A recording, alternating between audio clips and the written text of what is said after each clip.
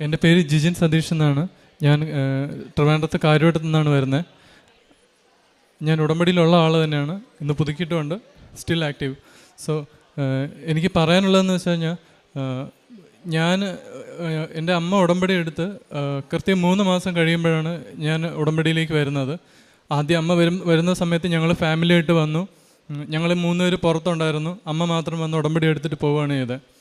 തിരിച്ച് വൈകുന്നേരം വീടെത്തിയപ്പോൾ എന്താ പറയുക, ഞാൻ വീട്ടിൽ ചെന്ന് കയറുന്ന സെക്കൻഡ്സ് മുതൽ എനിക്കൊരു മുല്ലപ്പൂവിൻ്റെ ഗന്ധം എനിക്ക് ഫീൽ ചെയ്യുന്നുണ്ട്. അപ്പോൾ ഞാൻ പോകുന്നിടത്തെല്ലാം എനിക്കത് ഫീൽ ചെയ്യുന്നുണ്ട്. എൻ്റെ റൂമിലും എൻ്റെ ബാൽക്കണിയിലും ഒക്കെ എനിക്കത് ഫീൽ ചെയ്യുന്നുണ്ട്. അപ്പോൾ ഞാൻ താഴെ വന്നിട്ട് ഞാൻ എൻ്റെ അമ്മയോട് ചോദിച്ചു, അമ്മയ്ക്കിത് ഫീൽ ചെയ്യുന്നുണ്ടോ? അമ്മയ്ക്കിത് ഫീൽ ചെയ്യുന്നുണ്ടോ? ഇല്ല. അപ്പോൾ അമ്മയ്ക്കത് ഫീൽ ചെയ്യുന്നില്ല, അനിയത്തിക്കില്ല, പപ്പയ്ക്കില്ല, എൻ്റെ വീട്ടിൽ ആർക്കും ഇത് ഫീൽ ചെയ്യുന്നില്ല. അപ്പോൾ എനിക്ക് മാത്രമാണ് ഈ സെൻസേഷൻ വരുന്നത്. രാത്രി ഉറങ്ങുന്നവരെ എനിക്ക് ഈ ഫീലിംഗ് ഉണ്ട്. അപ്പോൾ എൻ്റെ ജീവിതത്തിൽ ഞാൻ സ്ഥിരമായിട്ട് ഫോളോ ചെയ്യുന്ന ഒരു കാര്യമാണ്, രാത്രി ഉറങ്ങുന്നതിന് തൊട്ട് മുമ്പ് ആ ദിവസം നടന്ന കാര്യങ്ങളെല്ലാം റിക്കളക്ട് ചെയ്യാറുണ്ട്. അപ്പോൾ ഞാൻ അന്നത്തെ ദിവസം എൻ്റെ ചിന്ത ഇതായിരുന്നു, എന്തുകൊണ്ട് എനിക്ക് മാത്രം ഈ സെൻസേഷൻ വന്നു, എൻ്റെ വീട്ടിൽ ആർക്കും വന്നിട്ടില്ല. അപ്പോൾ അമ്മ മാതാവിൻ്റെ പ്രസൻസ് മിക്കവാറും പേർക്ക് അറിയിക്കുന്നത് മുല്ലപ്പൂവിൻ്റെ ഗന്ധത്തിലൂടെയാണ് എന്നൊക്കെ ഞാൻ പറഞ്ഞു കേട്ടിട്ടുണ്ട്. അപ്പോൾ എനിക്ക് പെട്ടെന്ന് അത് ഓർമ്മ വന്നു. അന്ന് രാത്രി ഉറങ്ങുമ്പോഴും മൊത്തം എനിക്ക് ഉറക്കം വന്നില്ല. എൻ്റെ ഉറക്കത്തിൽ മൊത്തം, എൻ്റെ ഓർമ്മയിൽ മൊത്തം ഇതായിരുന്നു, എന്തുകൊണ്ട് എനിക്ക് മാത്രം ഇത് തന്നു. അപ്പോൾ എൻ്റെ മനസ്സിൽ ഒരു തോന്നലൊന്നു, ഞാനും ഉടമ്പടി എടുക്കേണ്ട ആളാണ്, ഒരുപക്ഷെ അമ്മ എന്നെ വിളിക്കുന്നതുകൊണ്ടാവാം ഈ സെൻസേഷൻ എനിക്ക് മാത്രം തന്നത്. അപ്പോൾ ഏറ്റവും ചുരുങ്ങിയ കാലയളവിൽ എൻ്റെ അമ്മ തൊട്ടടുത്ത തവണ ഉടമ്പടി പുതുക്കാൻ വരുന്ന ടൈമിൽ ഞാനും വന്നു, ഞാനും ഉടമ്പടിയിലായി. എൻ്റെ ഡിഗ്രിയുടെ 5 സെമസ്റ്റർ, ഞാൻ ഡിഗ്രി ഫോറൻസിക് സയൻസാണ് പഠിച്ചത്. 5 സെമസ്റ്റർ വരെ വളരെ സ്മാർട്ടായിട്ട് പഠിച്ചു നല്ല മാർക്കോടുകൂടി പാസ്സായിരുന്ന ഒരാളാണ്. എവിടെയാണ് എനിക്ക് പഠിച്ചതെന്ന് എനിക്ക് ഇന്ന് വരെ എനിക്ക് അതിനുള്ള ഉത്തരം കിട്ടിയിട്ടില്ല. പക്ഷേ ഫൈനൽ സെമസ്റ്ററിൻ്റെ എക്സാം എഴുതി വീട്ടിൽ വന്ന് റിസൾട്ടിന് വേണ്ടി വെയിറ്റ് ചെയ്തിരിക്കുന്നു. ഒരു സബ്ജക്റ്റ് പോയി. ഈ ഒരു സബ്ജക്റ്റ് നോർമൽ എല്ലാവർക്കും വരുന്ന കാര്യമല്ലേ, അടുത്ത തവണ എഴുതിയെടുക്കാം. ഉടമ്പടി ഓൺ ഗോയിങ്, ഞാൻ വരുന്നുണ്ട്, പുതുക്കുന്നുണ്ട്. നിയോഗത്തിൽ ഇത് വയ്ക്കണമെന്ന് എനിക്ക് തോന്നുന്നില്ല, കാരണം എനിക്കിത് എഴുതിയെടുക്കാമെന്നൊരു എന്താ പറയുക, പാടില്ലാത്തൊരു കോൺഫിഡൻസ് എൻ്റെ മനസ്സിലുണ്ടായിരുന്നു. ഓക്കെ, 2ാമത്തെ തവണ എഴുതി കിട്ടിയില്ല, 3ാമത്തെ തവണ എഴുതി കിട്ടിയില്ല. അങ്ങനെ എഴുതി 5 തവണ ഞാൻ എഴുതി. 5 തവണ എനിക്ക് പാസ്സാകാൻ പറ്റിയില്ല. അവസാനത്തെ തവണ, ഈ കഴിഞ്ഞ തവണ ഞാൻ പരീക്ഷ എഴുതാൻ പോയപ്പോൾ ഈ ഉടമ്പടി ഉപ്പിൻ്റെ ഒക്കെ കാര്യങ്ങൾ ഞങ്ങൾ സാക്ഷ്യം കേൾക്കുന്നുണ്ട്, എനിക്ക് നല്ല കൃത്യമായിട്ട് അറിയാം. ഉടമ്പടി ഉപ്പ് പ്രയോഗിച്ചാൽ, ഉടമ്പടി തൈലം പ്രയോഗിച്ചാൽ ഇതിനുള്ള റിസൾട്ട് കിട്ടും. എന്തോ എൻ്റെ മനസ്സുകൊണ്ട് എക്സാം ഹാളിൽ നിലത്ത് ഇത് വിതറിയിട്ട് പോയി പരീക്ഷ എഴുതണമെന്ന് എൻ്റെ മനസ്സ് അനുവദിക്കുന്നില്ല. അപ്പോൾ എന്ത് ചെയ്യണമെന്ന് ആലോചിച്ചുകൊണ്ടിരുന്നപ്പോൾ ഞങ്ങളുടെ ബാംഗ്ലൂർ ജെയിൻ യൂണിവേഴ്സിറ്റി ആയതുകൊണ്ട് ഹൈ സെക്യൂരിറ്റിയിലാണ് എക്സാം എഴുതണേ. 10 പേർക്ക് 2 ഇൻവിജിലേറ്റേഴ്സ് എന്നുള്ള രീതിയിലാണ് എക്സാം ഹാൾ. അപ്പോൾ അത്രയും അധികം ഇൻവിജിലേറ്റേഴ്സ് തന്നെ ഹാളിലുണ്ട്. നമുക്ക് ഈ സാധനങ്ങൾ കൊണ്ടുപോയി കഴിഞ്ഞാൽ അവരെങ്ങനെയായാലും അതെടുത്ത് പുറത്ത് വയ്ക്കാൻ നമ്മുടെ കയ്യിൽ സമ്മതിക്കത്തില്ല. ആകെയുള്ളൊരു ഓപ്ഷൻ എന്ന് വെച്ചാൽ ജപമാലയ്ക്കുള്ളിൽ കാശ് രൂപം കെട്ടിയിടുക. അപ്പം അത് ഞാൻ സ്ഥിരം ചെയ്യുന്നതായതുകൊണ്ട് ഇത് കുഴപ്പമില്ല. 2ാമത്തെ കാര്യം, ഉപ്പ് എങ്ങനെ സേഫായിട്ട് അതിനകത്ത് എത്തിക്കാമെന്നുള്ള ആലോചിക്കുമ്പോഴാണ്, കുടിക്കാനുള്ള വെള്ളം അലൗഡാണ്. കുടിക്കാനുള്ള വെള്ളത്തിൽ ഞാൻ വിശ്വാസ പ്രമാണം പറഞ്ഞ് ഉടമ്പടി ഉപ്പ് കലക്കിയിട്ട് എക്സാം ഹാളിൽ കൊണ്ടുപോയി പരീക്ഷ എഴുതി. എൻ്റെ ജീവിതത്തിൽ ആദ്യമായിട്ട് ഇത്രയും സ്മാർട്ടായിട്ടുള്ള പരീക്ഷ എഴുതാൻ പറ്റി. എൻ്റെ കൺമുമ്പിലുള്ള ചോദ്യങ്ങൾക്കുള്ള ഉത്തരം എൻ്റെ ചെവിയിൽ എനിക്ക് കേൾക്കാവുന്ന വിധത്തിൽ ലൗഡായിട്ട് എനിക്ക് പറഞ്ഞു തന്നുകൊണ്ടിരുന്നു. It's a female voice.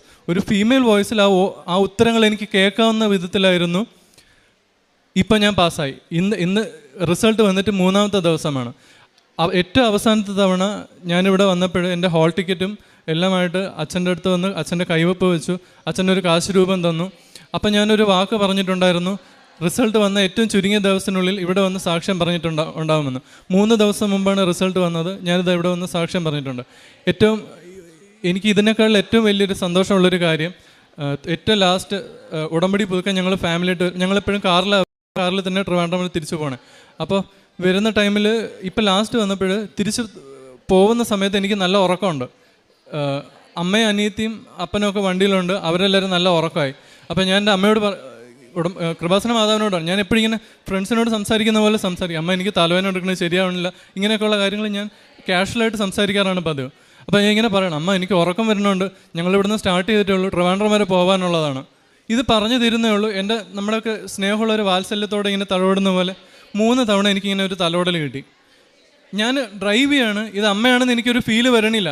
അതൊന്നും ചിന്തിക്കാനുള്ള അറിവോ അല്ലെങ്കിൽ അത് മനസ്സിലാക്കാനുള്ള സെൻസോ ഒന്നും നമുക്കില്ല. പക്ഷെ ഒരു 2 സെക്കൻഡ് മുമ്പോട്ട് പോയപ്പോഴത്തേക്ക് എനിക്ക് ബാക്കിലുള്ള ആൾക്കാരെ നോക്കാൻ തോന്നി. ഞാൻ മിററിൽ കൂടെ നോക്കിയപ്പോൾ എൻ്റെ അമ്മ ഉറക്കമാണ്, പപ്പ ഉറക്കമാണ്, അനിയത്തി ഉറക്കമാണ്. അപ്പോൾ എന്നെ തൊട്ടത് മാതാവാണെന്ന് എനിക്ക് ഉറപ്പായി. ഈ ജീവിതത്തിൽ ആദ്യമായിട്ടാണ് കൃപാസനത്തിൽ വന്നിട്ട് തിരിച്ചു പോകുമ്പോൾ ഇത്രയും റിഫ്രഷ്മെൻ്റ് ആയിട്ട് വീട് വരെ തിരിച്ചെത്തിയത്. ഇത് എനിക്ക് തന്നതിൽ വെച്ച് എനിക്ക് ഏറ്റവും സന്തോഷമായിട്ട് പറയാനുള്ള 2 കാര്യങ്ങളാണ് മാതാവിൽ നിന്ന് എനിക്കുണ്ടായ പ്രസൻസ്. അത് ഞാൻ എൻ്റെ ജീവിതത്തിൽ ഒരിക്കലും മറക്കത്തില്ല. പിന്നെ ഒരു കാര്യം പറയാനുള്ളത്, ഞാനൊരു മലങ്കരക്കാരനാണ്. എൻ്റെ പള്ളിയിൽ അത്യാവശ്യം നല്ല രീതിയിൽ ആക്റ്റീവായിട്ട് പ്രവർത്തിക്കുന്ന, ആൾത്താര ശുശ്രൂഷയിലൊക്കെ നല്ല രീതിയിൽ സംബന്ധിക്കുന്ന ഒരു വ്യക്തിയാണ്. പാട്ട് പാടാൻ ഒത്തിരി ഇഷ്ടമുള്ള ഒരാളാണ്, നന്നായിട്ട് പെർഫോം ചെയ്യുന്ന ഒരാളാണ്. പക്ഷേ എനിക്ക് എൻ്റെ ജീവിതത്തിൽ സ്റ്റേജിൽ പെർഫോം ചെയ്യുന്നതിനേക്കാളിൽ ഈശോയുടെ മുമ്പിൽ ഒരു പാട്ട് പാടുമ്പോൾ കിട്ടുന്ന ഒരു സന്തോഷം അതെനിക്ക് പറഞ്ഞറിയിക്കാൻ പറ്റാത്തതാണ്. പക്ഷേ പല കാരണങ്ങളുണ്ട്. ഞങ്ങളുടെ ഇടവകയിൽ കുറച്ച് ഡീമോട്ടിവേഷൻ രീതിയിലുള്ളൊരു കാര്യം, അത് ചെറുതൊന്നുമല്ല, ഒരു 10-13 വർഷം ഞങ്ങളത് അനുഭവിച്ചു. അപ്പോൾ പള്ളി പോകേണ്ടിരിക്കാൻ എൻ്റെ മനസ്സ് അനുവദിക്കത്തില്ല. അപ്പോൾ എന്ത് ചെയ്യണം എന്നുള്ള ചിന്തയിൽ ഞങ്ങൾ തൊട്ടടുത്തുള്ളൊരു മറ്റൊരു ദേവാലയത്തിൽ, മലങ്കര ദേവാലയത്തിൽ തന്നെ പോയി സ്റ്റിൽ ആക്റ്റീവ് എല്ലാ കാര്യങ്ങളിലും പങ്കെടുത്തുകൊണ്ടിരുന്നു. ആ ദേവാലയം പുതിയതായിട്ട് പണിതുകൊണ്ടിരിക്കുന്ന ഒരു സമയമായതുകൊണ്ട് എനിക്ക് ആ ദേവാലയത്തിൻ്റെ കൂദാശയിൽ പങ്കെടുക്കാൻ പറ്റി. ഒരു മനുഷ്യൻ്റെ ജീവിതത്തിൽ ചിലപ്പോൾ അപൂർവം കിട്ടുന്നൊരു ചാൻസാണ് ദേവാലയ കൂദാശകളുടെ അതിൽ ഭാഗഭാഗമാകുക എന്നുള്ളത്. എനിക്ക് അതിൻ്റെ ഗായക ശുശ്രൂഷയുടെ കൊയർ മാസ്റ്റർ ആവാൻ പറ്റി, അതിൻ്റെ മേൽനോട്ടങ്ങളിൽ പ്രധാന പങ്ക് വഹിക്കാൻ പറ്റി. ഇത് കണ്ടിട്ട് എൻ്റെ ഇടവകയിലുള്ളവർ എന്നെ തിരിച്ചു വിളിച്ചു. എനിക്ക് ഇപ്പോഴും സ്റ്റിൽ ആക്റ്റീവായിട്ട് എൻ്റെ മാതൃദേവാലയത്തിൽ പങ്കെടുക്കാൻ പറ്റുന്നുണ്ട്. എൻ്റെ ജീവിതത്തിൽ എനിക്ക് എൻ്റെ ഡിഗ്രി തിരിച്ചു തന്നതിനേക്കാൾ ഏറ്റവും ഞാൻ സന്തോഷിക്കുന്ന കാര്യങ്ങളാണ് മാതാവിൻ്റെ പ്രസൻസ് കിട്ടിയതും എനിക്കിപ്പോൾ എൻ്റെ മാതൃദേവാലയത്തിൽ സന്തോഷമായിട്ട് പങ്കെടുക്കാൻ പറ്റുന്നത്. ഇത് ഞാൻ എൻ്റെ ജീവിതത്തിൽ ഒരിക്കലും മറക്കത്തില്ല. ഇതിനുവേണ്ടി ഞാൻ ദൈവമാതാവിനോട് 1000 നന്ദി പറയുന്നു. എൻ്റെ പ്രേക്ഷിത പ്രവർത്തനങ്ങളെന്ന് പറയുന്നത് അതൊരു ഊർജ്ജമാണ്. നമുക്ക് ഇവിടുന്ന് ഉടമ്പടി പത്രം കിട്ടുമ്പോൾ ഏറ്റവും ചുരുങ്ങിയ ദിവസത്തിനകത്ത് കൊടുത്തു തീർത്തില്ലെങ്കിൽ ഒരു കുറ്റബോധം വരും. ഞാൻ എന്ത് വലിയൊരു തെറ്റ് ചെയ്തു എന്ന്, ലിറ്ററലി അത് തെറ്റ് തന്നെയാണ്. ആ തെറ്റ് വരുന്നുണ്ടെന്നൊരു ബോധം വരും.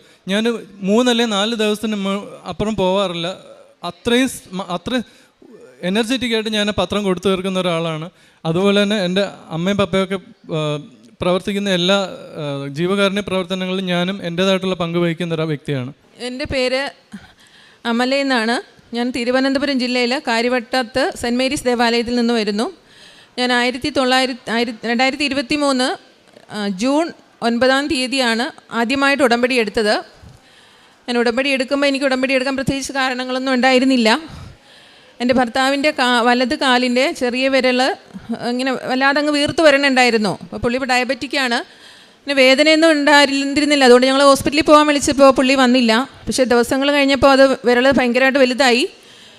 കുറച്ച് നാൾ കഴിഞ്ഞപ്പോൾ മുട്ടിൻ്റെ അതുവരെ ഭയങ്കര നീരും ചുമന്ന കളറും ഒക്കെ അങ്ങായി. അപ്പോൾ പുള്ളിക്ക് ചെറിയ വേദന വന്നു. ഞങ്ങൾ ഹോസ്പിറ്റലിൽ കൊണ്ടുപോയി. അപ്പോൾ ഡോക്ടർ പറഞ്ഞു ഒരു വിരൽ നല്ലോണം പഴുത്തിട്ടുണ്ട്, അത് മുറിച്ച് കളയണം. പുള്ളിക്ക് ഡയബറ്റിക് ആയതുകൊണ്ടാണ് ആ വേദന അറിയാത്തതെന്ന് പറഞ്ഞു. എന്നിട്ട് മോനെ വിളിച്ചിട്ട് പറഞ്ഞു ഒരു വിരൽ പ്രതീക്ഷിക്കുകയേ വേണ്ട, പിന്നെ ഇനി സ്കാൻ ചെയ്ത് നോക്കുമ്പോഴേ എല്ലിന് എന്തെങ്കിലും പറ്റിയിട്ടുണ്ടോ, ഇനി സർജറി ചെയ്യണ സമയത്ത് ബാക്കി മേളിലൊക്കെ എന്തെങ്കിലും വേണ്ടി വരും എന്നൊക്കെ പറഞ്ഞ് ഞങ്ങളങ്ങനെ വല്ലാതെ ടെൻഷൻ അടിച്ചിരിക്കുകയായിരുന്നു. അപ്പോൾ ഞങ്ങളുടെ വീടിൻ്റെ അടുത്ത് തന്നെ എൻ്റെ ഒരു ഫ്രണ്ടാണ്, പുള്ളിക്കാരി ഹിന്ദുവാണ്. അവരിവിടെ വന്ന് സാക്ഷ്യം ഉടമ്പടി എടുത്തിട്ടുണ്ടായിരുന്നു. അപ്പോൾ ആ പത്രം ഞങ്ങളുടെ കയ്യിൽ കൊണ്ടു തന്നു. അപ്പോൾ ഞാനത് വായിച്ചു നോക്കി. എന്നിട്ട് എൻ്റെ ന്യൂസ് പേപ്പർ മടക്കി വയ്ക്കുന്ന കൂട്ടത്തിൽ ഞാനങ്ങ് മടക്കി വെച്ചു. ഞാൻ മാതാവിനോട് കൊന്തയൊക്കെ ചെല്ലുന്ന ആളാണ്, പക്ഷേ എന്തോ എനിക്ക് അങ്ങനെ തോന്നി, ഞാനങ്ങനെ വെച്ചു. കുറച്ച് കഴിഞ്ഞ് പുള്ളി ഹോസ്പിറ്റലിൽ നിന്നൊക്കെ വന്നു. 10 ദിവസം ഹോസ്പിറ്റലിൽ കിടന്നു, തിരിച്ചു വന്നു. വിരൽ മുറിക്കേണ്ടി വന്നില്ല. ഞാനങ്ങനെ പ്രാർത്ഥിക്കുന്നുണ്ട്, കൊന്തയൊക്കെ ചൊല്ലി പ്രാർത്ഥിക്കുന്നുണ്ടായിരുന്നു. അപ്പോൾ ഞങ്ങൾ വീട്ടിൽ വന്ന് 2 ദിവസം കഴിഞ്ഞപ്പോൾ ഈ പുള്ളിക്കാരി തന്നെ ഞങ്ങളുടെ വീട്ടിലേക്ക് വന്ന് എന്നോട് ചോദിച്ചു ഹസ്ബൻഡിന് വേണ്ടി പ്രാർത്ഥിച്ചോട്ടെ എന്ന് ചോദിച്ചു. അപ്പോൾ ഞാൻ പ്രാർത്ഥിച്ചോളാൻ പറഞ്ഞു. പുള്ളി ആ വിശുദ്ധ തൈലവും കാശുരൂപമൊക്കെ വെച്ചു. എൻ്റെ ഭർത്താവിൻ്റെ കാലിൽ കുരിശ് വരച്ച് മുട്ടുകുത്തി നിന്ന് പുള്ളിക്കാരി കരഞ്ഞ് പ്രാർത്ഥിക്കുന്നുണ്ടായിരുന്നു. അപ്പോൾ ആ പുള്ളിക്കാരുടെ കണ്ണിൽ നിന്ന് കണ്ണുനീര് എൻ്റെ ഭർത്താവിൻ്റെ കാലിലേക്ക് വീണു. അപ്പോൾ എനിക്ക് വല്ലാത്തൊരു വിഷമം തോന്നി. പുള്ളിക്കാരി ഹിന്ദുവാണ്. ആ പുള്ളിക്കാരിക്ക് തോന്നിയൊരു വിശ്വാസവും ഒന്നും എനിക്ക് തോന്നിയില്ലല്ലോ എന്ന് വിചാരിച്ചു. പക്ഷേ എങ്ങനെയോ 2-3 ദിവസം കഴിഞ്ഞപ്പോൾ എൻ്റെ മൊബൈലിലേക്ക് ഇവിടുന്ന് പ്രത്യക്ഷീകരണ പ്രാർത്ഥനയും സാക്ഷ്യങ്ങളൊക്കെ വന്നു തുടങ്ങി. അപ്പോൾ എനിക്ക് പ്രത്യക്ഷീകരണ പ്രാർത്ഥന പറയാനറിയില്ല. അപ്പോൾ ഞാൻ അതിൻ്റെ കൂട്ടത്തിൽ തന്നെ അവർ പറയുന്ന പറഞ്ഞ് ഇങ്ങനെ സാക്ഷ്യങ്ങളൊക്കെ കേൾക്കാൻ തുടങ്ങി. അപ്പോൾ ഒരാഴ്ച കഴിഞ്ഞപ്പോൾ എനിക്ക് തോന്നി എനിക്ക് കൃപാസനത്തിൽ വരണം, ഉടമ്പടി എടുക്കണമെന്ന് തോന്നി. അങ്ങനെ ഞങ്ങൾ രാത്രിയിൽ 9:30 ആയപ്പോൾ ഹസ്ബൻഡ് പറഞ്ഞു നാളെ വർക്കൊന്നും ഇല്ല എന്ന് പറഞ്ഞു. അപ്പോൾ ഞാൻ ചോദിച്ചു നമുക്ക് കൃപാസനത്തിൽ പോയാലോ എന്ന് ചോദിച്ചപ്പോൾ പറഞ്ഞു ഈ രാത്രിയിൽ ഇനി എങ്ങനെ നമുക്കൊന്നും അറിയത്തില്ലല്ലോ എന്ന് പറഞ്ഞു. ഞങ്ങളങ്ങനെ ഞങ്ങളെ പ്രാർത്ഥിക്കാൻ വന്ന ആ ചേച്ചിയുടെ വീട്ടിൽ പോയിട്ട് കാര്യങ്ങളെല്ലാം ചോദിച്ച് മനസ്സിലാക്കി. രാത്രി 2 മണിയായപ്പോൾ ഞങ്ങൾ വീട്ടിൽ നിന്ന് തിരിച്ചു. ആദ്യത്തെ ബാച്ചിന് തന്നെ ഞങ്ങൾ ഉടമ്പടി എടുത്തു. ഉടമ്പടി എടുത്ത് ആദ്യത്തെ പുതുക്കൽ കഴിഞ്ഞ് രണ്ടാമത്തെ പുതുക്കലിന് ഒരാഴ്ച മുമ്പ് ഞാൻ എൻ്റെ ബാത്റൂമിൽ നിന്ന് കയറിയപ്പോൾ മുറിക്കകത്തോട്ട് വീണ് എൻ്റെ വലത് കാലിൻ്റെ 2 എല്ലുകളും കംപ്ലീറ്റ് പൊട്ടിമാറി കാലിൻ്റെ കുഴയിൽ നുറുങ്ങിപ്പോയി. അപ്പം എന്നെ ഹോസ്പിറ്റലിൽ കൊണ്ടുപോയി. അപ്പം രാത്രി 2 മണിക്കാണ് 6 ഹോസ്പിറ്റലുകൾ എന്നെ മാറി മാറി കൊണ്ടുപോയിട്ട് ആരും എൻ്റെ കാലിൻ്റെ ഷേപ്പും നീരും ഒക്കെ കണ്ടിട്ട് അവർ അഡ്മിറ്റ് ചെയ്യാൻ തയ്യാറായില്ല. പക്ഷെ ഞാൻ ആ വേദനയുടെ സമയത്തും ആ 2 മണി മുതൽ 6 മണിക്കാണ് ഒരു ഹോസ്പിറ്റലിൽ എന്നെ അഡ്മിറ്റ് ചെയ്തത്. ആ 6 മണി വരെയും ഞാൻ ഒരു സങ്കടവും ഇല്ലാതെ പരാതി ഇല്ലാതെ പ്രത്യക്ഷീകരണ പ്രാർത്ഥിച്ചുകൊണ്ടേയിരുന്നു. അപ്പോൾ എന്നെ ഹോസ്പിറ്റലിൽ അഡ്മിറ്റ് ചെയ്ത് അടുത്ത ദിവസം എൻ്റെ കാല് സർജറി കഴിഞ്ഞു. 2 സ്റ്റീലിട്ടു, 1 പ്ലേറ്റും ഇട്ടു. ഭയങ്കര വേദന. ഇപ്പോൾ സർജറി കഴിഞ്ഞ് എന്നെ ICUലേക്ക് കൊണ്ടുവരുമ്പോൾ തന്നെ എൻ്റെ മുട്ടിൽ നിന്ന് ഭയങ്കരമായിട്ട് ബ്ലീഡ് ചെയ്യണുണ്ടായിരുന്നു. അപ്പോൾ നേഴ്സുമാർ പറഞ്ഞു, ഡോക്ടർ വന്ന് നോക്കി എനിക്ക് ഇഞ്ചക്ഷനൊക്കെ തന്നെങ്കിലും ആ ബ്ലീഡിങ് എങ്ങനെ കുറഞ്ഞിട്ടേ ഉണ്ടായിരുന്നില്ല. കാല് ഇൻഫെക്ഷനായി. അപ്പോൾ ഞാൻ ഈ കാശുരൂപം പിടിച്ച് പ്രാർത്ഥിക്കുന്നുണ്ടായിരുന്നു. വേദന സഹിക്കാൻ വയ്യാതാകുമ്പോൾ എനിക്ക് എണീക്കാൻ വയ്യാത്തത് കൊണ്ട് മോളെ കൊണ്ട് ഉടമ്പടി തൈലം ചെയ്ത് പ്രാർത്ഥിക്കുന്നുണ്ടായിരുന്നു. അപ്പോൾ കാല് ഇൻഫെക്ഷനായപ്പോൾ ടെസ്റ്റിന് അയച്ചപ്പോൾ ഞാൻ ഈ കാശുരൂപം വെച്ച് അവിടെ കിടന്ന് കരഞ്ഞ് പ്രാർത്ഥിച്ചമ്മേ എനിക്കൊരു ഇൻഫെക്ഷൻ ഉണ്ടാവരുത്. കാരണം ഓൾറെഡി എൻ്റെ ശരീരത്തിൽ നേരത്തെ 8 സർജറി കഴിഞ്ഞിട്ടുള്ളതാണ്. അപ്പോൾ ഇനി ഒരു സർജറിക്കും കൂടി എനിക്ക് പറ്റത്തില്ല. എനിക്ക് അങ്ങനെ റിസൾട്ട് വന്നപ്പോൾ അതിന് വലിയ കുഴപ്പമൊന്നുമില്ല. അങ്ങനെ 10 ദിവസമായപ്പോൾ എന്നെ ഡിസ്ചാർജ് ചെയ്തു. വീട്ടിൽ വന്ന് ഒന്നട വീട്ട് ഹോസ്പിറ്റലിൽ പോകണം. അപ്പോൾ എൻ്റെ കോട്ടൺ പാഡ് 4 എണ്ണമാണ് എൻ്റെ മുട്ടിൽ വെച്ച് കെട്ടിത്തരുന്നത്. പക്ഷേ എന്നാലും വീട്ടിൽ വരും, അരമണിക്കൂർ കൊണ്ട് വീട്ടിലെത്തും. പക്ഷേ എൻ്റെ മുട്ടിൽ നിന്ന് ഇങ്ങനെ ബ്ലഡ് വന്നുകൊണ്ടേയിരുന്നു. അങ്ങനെ 1.5 മാസമായി. എക്സ്റേ എടുത്തപ്പോൾ എൻ്റെ കാലിന് ഒരല്പം പോലും ഊറി പിടിച്ചിട്ടുണ്ടായിരുന്നില്ല. അപ്പോൾ ഡോക്ടർ പറഞ്ഞു 15 ദിവസം കൂടെ നോക്കിയിട്ട് അതിങ്ങനെ എല്ലാം ഊറി പിടിച്ചിട്ടില്ല എങ്കിൽ എൻ്റെ ഇടുപ്പിൽ നിന്ന് വെട്ടിയെടുത്ത് വയ്ക്കണമെന്ന് പറഞ്ഞു. മേജർ സർജറിയാണ്. അപ്പോൾ 2 എണ്ണം ചെയ്യണം, ഇടുപ്പിലും ചെയ്യണം, മുട്ടിലും ചെയ്യണം.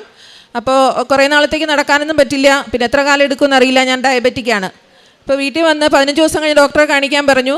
ഞാൻ എല്ലാ ദിവസവും ഉടമ്പടി തൈലവും വെച്ച് കുരിശ് വരച്ച് കാശുരൂപ എൻ്റെ ഈ മുട്ടിൽ വെച്ച് ഞാൻ ശക്തമായിട്ട് പ്രാർത്ഥിച്ചുകൊണ്ടേയിരുന്നു. 15 ദിവസം കഴിഞ്ഞപ്പോൾ ഡോക്ടറെ കാണാൻ ഞാൻ പോയില്ല. 25 ദിവസം കഴിഞ്ഞ് ഞാൻ പോയപ്പോൾ ഡോക്ടർ വീണ്ടും എക്സ്റേ എടുത്ത് നോക്കിയപ്പം അത് ഒരറ്റം ഇങ്ങനെ ചെറുകെ ഊറി പിടിച്ചിട്ടുണ്ട്. അപ്പോൾ ഡോക്ടർ പറഞ്ഞു ഇനി സർജറി വേണ്ട, ക്രമേണ അങ്ങ് ശരിയാക്കിക്കോളും. പിന്നെ ഇത് എന്ത് അത്ഭുതമാണ് പ്രവർത്തിച്ചതെന്ന് ചോദിച്ചു.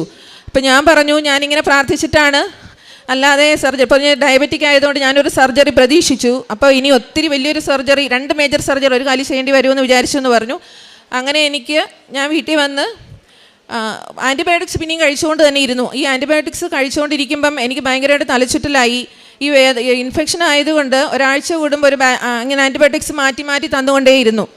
അപ്പോൾ ഭയങ്കര തലച്ചുറ്റലായപ്പോൾ ഞാൻ ഹസ്ബൻഡിനെ കൊടുത്തിട്ട് പറഞ്ഞു ഈ ഗുളിക എനിക്ക് പറ്റില്ല, കൊണ്ടൊന്ന് കൊടുത്ത് മാറി മേടിക്കാൻ പറഞ്ഞു. പക്ഷേ പുള്ളി അങ്ങോട്ട് പോയ പുറകെ ഞാൻ ഈ കാശുരൂപം എടുത്ത് പറഞ്ഞപ്പോൾ ഇനി ഈ ഗുളിക കഴിക്കാൻ എനിക്ക് ശക്തിയില്ല. കാരണം ഞാൻ മെലിഞ്ഞ ഒരു പരുവായി, എനിക്ക് ഭക്ഷണം കഴിക്കാൻ പറ്റുന്നില്ല, എണീറ്റിരിക്കാൻ പറ്റുന്നില്ല. അതുകൊണ്ട് എനിക്കിനി ഗുളിക കഴിക്കാൻ പറ്റില്ല എന്ന് പറഞ്ഞു. അപ്പോൾ ഡോക്ടർ ഇനി എൻ്റെ അടുത്ത് ഗുളിക ഈ ആൻറ്റിബയോട്ടിക്സ് വേണ്ടാന്ന് പറയണമെന്ന് ഞാൻ കരഞ്ഞ് പ്രാർത്ഥിച്ചുകൊണ്ടേയിരുന്നു.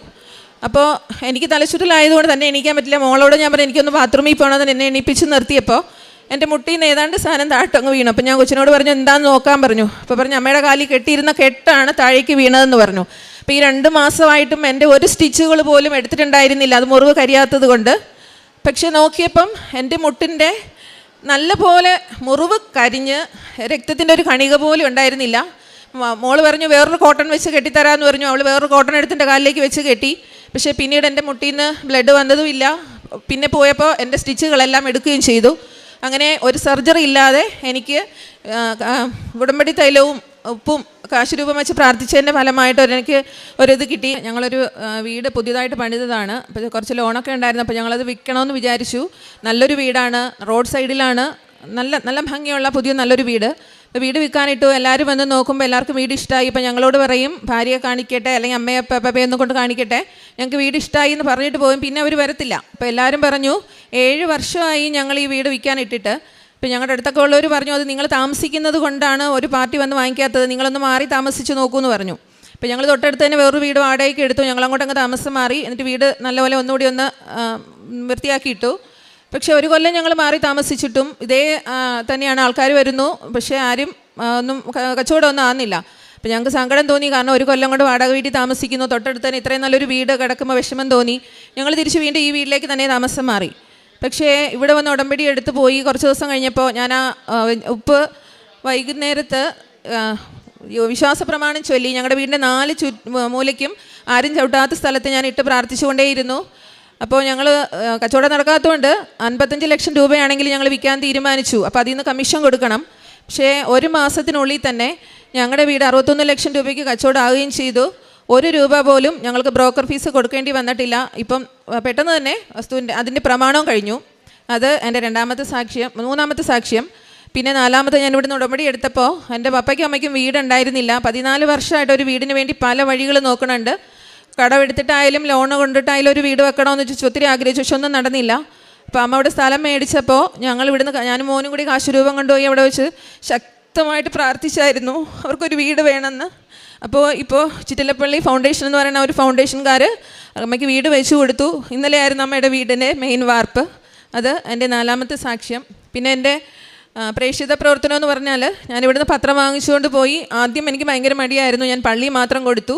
പുതുക്കിയിട്ട് മേടിച്ചുകൊണ്ട് പോയപ്പോൾ ഞാൻ കാര്യവട്ടം യൂണിവേഴ്സിറ്റി കോളേജിൻ്റെ അടുത്ത് കൊണ്ടുപോയി അവിടെ പഠിക്കുന്ന കുട്ടികൾക്ക് ഞാൻ പത്രം കൊടുക്കും. അപ്പോൾ കുറച്ച് കുട്ടികൾ ഒരു സൈഡിൽ കൂടെ വരും. അപ്പോൾ അവർക്ക് കൊടുക്കുമ്പോൾ മറ്റേ സൈഡിൽ കൂടെ വരികയാണെങ്കിൽ ഞാൻ ക്രോസ് ചെയ്ത് പോയി അപ്പുറത്ത് കൊടുത്തു. അങ്ങനെ അപ്പുറം ഇപ്പുറം ക്രോസ് ചെയ്ത് ഞാൻ ഈ പത്രം മുഴുവനും മണിക്കൂറുകൾക്കുള്ളിൽ കൊടുത്ത് തീർക്കുമായിരുന്നു.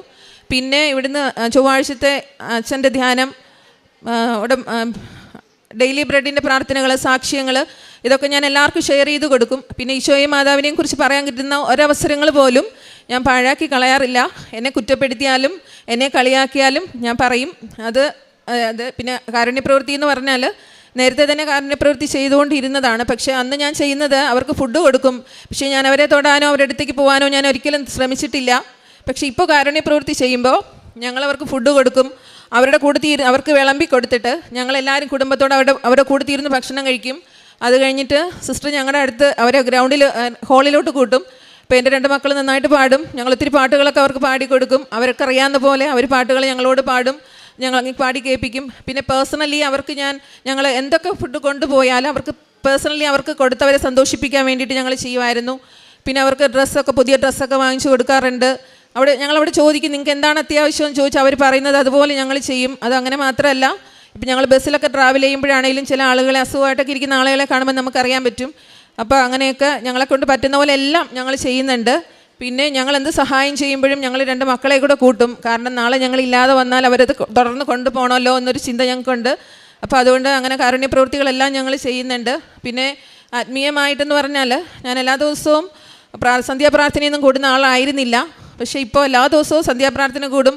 ബൈബിൾ കൃത്യമായിട്ട് വായിക്കും. ഒറ്റ ദിവസം പോലും ഞാൻ മുടക്കാറില്ല. ഞാൻ എവിടെയെങ്കിലും ട്രാവൽ ചെയ്താലും എനിക്ക് അസുഖമായാലും ഞാൻ 12 മണിക്ക് മുമ്പ് ബൈബിൾ വായിച്ചിരിക്കും. അത് കുറച്ചല്ല, 10 അധ്യായമെങ്കിലും ഞാൻ ധ്യാനങ്ങളൊന്നും മിസ്സാക്കാറില്ല. എല്ലാം കൂടാറുണ്ട്, പ്രാർത്ഥിക്കാറുണ്ട്. പിന്നെ മറ്റുള്ളവർക്ക് പറ്റുന്ന പോലെ എല്ലാം ഞങ്ങൾ എല്ലാം പ്രാർത്ഥനാ സഹായങ്ങളും എല്ലാം ഞങ്ങൾ ചെയ്തു കൊടുക്കുന്നുണ്ട്. ഇത്രയും അനുഗ്രഹങ്ങൾ തന്ന എൻ്റെ അമ്മ മാതാവിനും ഈശോയ്ക്കും ഒരു കോടാനുകോടി നന്ദി പറയുന്നു.